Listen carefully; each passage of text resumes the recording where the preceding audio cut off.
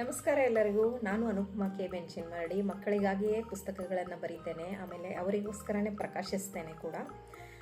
ಈ ಸಲ ಬುಕ್ ಬ್ರಹ್ಮ ಲಿಟ್ರೇಚರ್ ಫೆಸ್ಟಿವಲ್ನಲ್ಲಿ ನಾನು ಕೂಡ ಭಾಗವಹಿಸ್ತಾ ಇದ್ದೇನೆ. ಕೆಂಪಿ ಅನ್ನೋ ಕತೆ ಹೇಳೋಳಿದ್ದೇನೆ. ಇದೇ ಆಗಸ್ಟ್ ತಿಂಗಳು 8, 9, 10ರಂದು ಬುಕ್ ಬ್ರಹ್ಮ ಲಿಟ್ರೇಚರ್ ಫೆಸ್ಟಿವಲ್ ನಡೆಯಲಿದೆ.